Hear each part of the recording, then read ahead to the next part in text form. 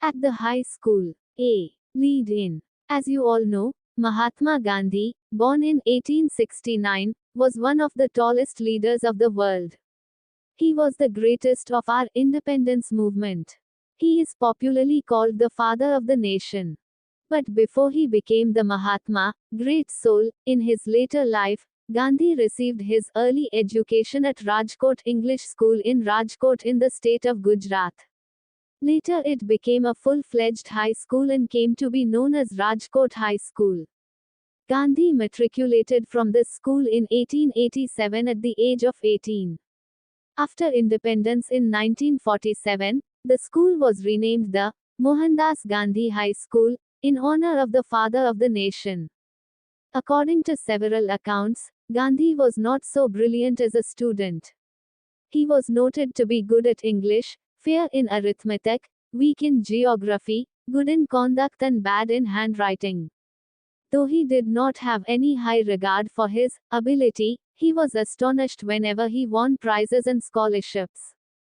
Let's read the following text to know some more interesting facts on Gandhi's experience of high school days as he himself had described it in his autobiography named, My Experiment with Truth. Chapter 5.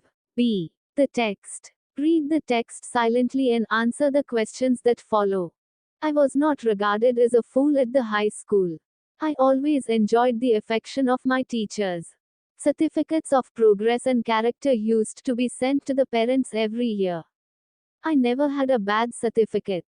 In fact, 28 I even won prizes after I passed out of the second standard.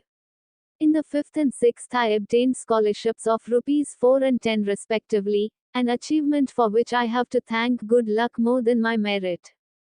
My own recollection is that I did not have any high regard for my ability. I used to be astonished whenever I won prizes and scholarships. But I very jealously guarded my character. The least little blemish drew tears from my eyes. When I merited, or seemed to the teacher to merit a rebuke, it was unbearable for me. I remember having once received corporal punishment. I did not so much mind the punishment as the fact that it was considered my desert. I wept piteously. That was when I was in the 1st or 2nd standard. There was another such incident during the time when I was in the 7th standard. Dorabji Ejulji Gimi was the headmaster then. He was popular among the boys, as he was a disciplinarian, a man of method and a good teacher. He made gymnastics and cricket compulsory for the boys of upper standard. I disliked both. I never took part in any exercise, cricket or football, before they were made compulsory. My shyness was one of the reasons for this aloofness, which I now see wrong. I had then the false notion that gymnastics had nothing to do with education. Today I know that physical training should have much place in the curriculum as mental training. The reason for my dislike was my keen desire to serve as nurse to my father. As soon as the school closed, I would hurry home and begin serving him. Compulsory exercise came directly in the way of this service. I requested Mr. Gimi to exempt me from gymnastics so that I might be free to serve my father. But he would not listen to me. Now it happened that one Saturday, when we had school in the morning, I had to come from home to school for gymnastics at 4 o'clock in the afternoon. I had no watch, and the cloud deceived me.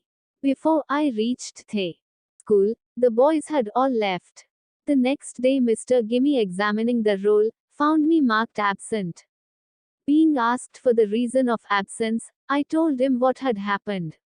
He refused to believe me and ordered me to pay a fine of 1 or 2 annas. I was convicted of lying. That deeply pained me. How was I to prove my innocence?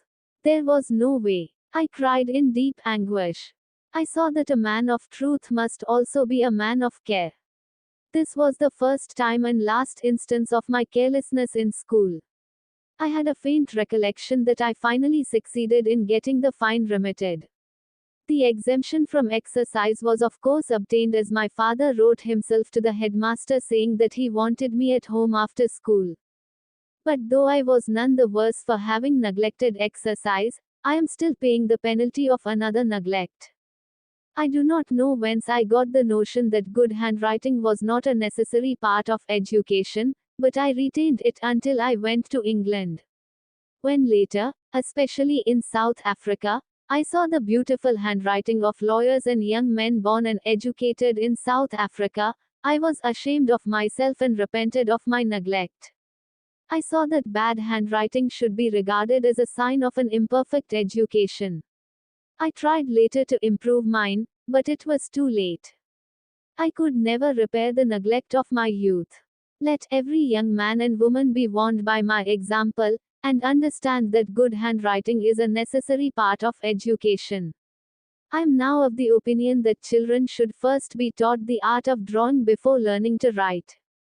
Let the child learn his letters by observation as he does different objects, such as flowers, birds, etc., and let him learn handwriting only after he has learned to draw objects. He will then write a beautifully formed hand.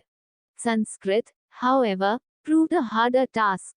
In geometry there was nothing to memorize, whereas in Sanskrit, I thought, everything had to be learnt by heart. This subject was also commenced from the 4th stan. 30 Dard. As soon as I entered the 6th, I became disheartened. The teacher was a hard taskmaster, anxious, as I thought, to force the boys. There was a sort of rivalry going on between the Sanskrit and the Persian teachers. The Persian teacher was lenient. The boys used to talk among themselves that Persian was very easy and the Persian teacher was very good and considerate to the students. The easiness tempted me, and one day I sat in the Persian class. The Sanskrit teacher was grieved. He called me to his side and said, "How can you forget that you are the son of a Vaishnava father? Won't you learn the language of your own religion? If you have any difficulty, why not come to me? I want to teach your students Sanskrit to the best of my ability.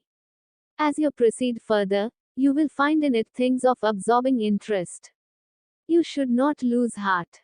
Come and sit again in the Sanskrit class." This kindness put me to shame. I could not disregard my teacher's affection. Today I cannot but thank with gratitude of Krishnashankar Pandya. For if I had not acquired the little Sanskrit that I learned then, I should have found it difficult to take any interest in our sacred books. In fact, I deeply regret that I was not able to acquire a more thorough knowledge of the language. M.K. Gandhi. C. About the author. Mohandas Karamchand Gandhi, the 2nd of October 1869, 30 January 1948, was India's greatest leader, who employed non-violence to lead the successful campaign for India's independence from British rule, and in turn inspired movements for civil rights and freedom across the world. The story of my experiments with truth, Hind Swaraj, or Indian Home Rule, are some of the leading books by Mahatma Gandhi. In the present extract, Gandhi focuses on his life and learning at high school. Please subscribe, like, comment, share and don't forget to click on the bell icon. कृपया subscribe करें, like करें, comment करें, share करें और bell icon पर click करना न भूलें।